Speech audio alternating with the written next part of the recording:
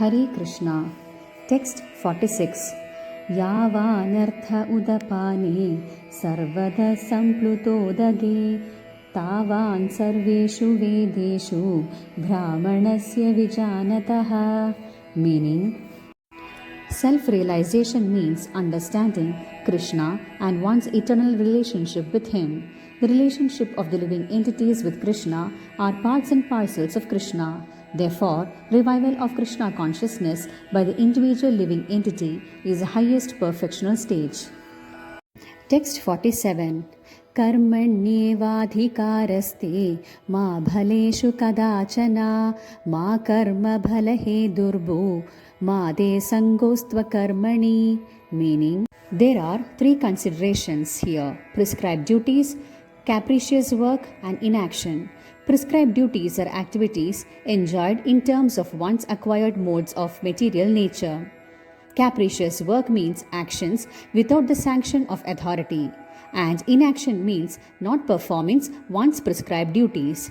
The Lord advised Arjuna not to be inactive, but that he perform his prescribed duty without being attached to the result.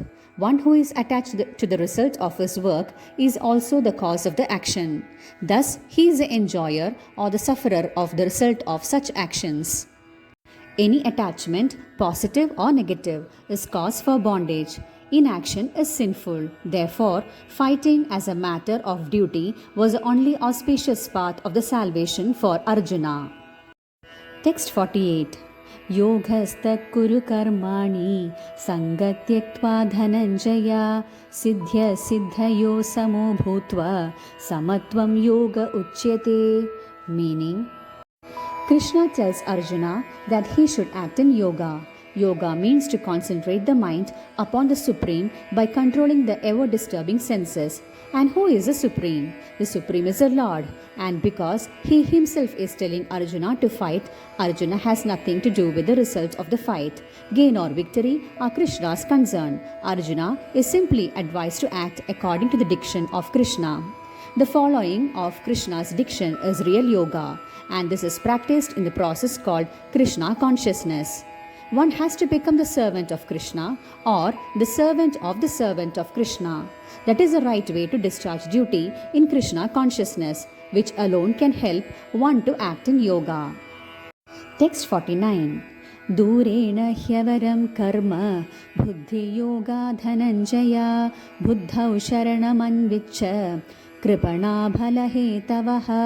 Meaning, only misers desire to enjoy the fruit of their own work just to be further entangled in the material bondage. Except for work in Krishna consciousness, all activities are abominable because they continually bind the worker to the cycle of birth and death. One should therefore never desire to be the cause of work. Everything should be done in Krishna conscious for the satisfaction of Krishna. Misers do not know how to utilize the assets of riches which they acquire by good fortune or by hard labor. One should spend all energies working in Krishna conscious, and that will make one's life successful. Text 50. बुद्धियुक्तो जहातीह उभे सुहृददुष्कृते तस्माद् योगाय युज्यस्व योगकर्मसु कौशलम्. Meaning, since time immemorial, each living entity has accumulated the various reactions of his good and bad work. As such, he is continuously ignorant of his real position. One's ignorance can be removed by the instruction of the Bhagavad Gita, which teaches one to surrender unto the Lord Sri Krishna in all respects and become liberated from the chained victimization of action and reaction, birth after death. Arjuna is therefore advised to act in Krishna consciousness, the purifying process of the resultant action. Hare Krishna.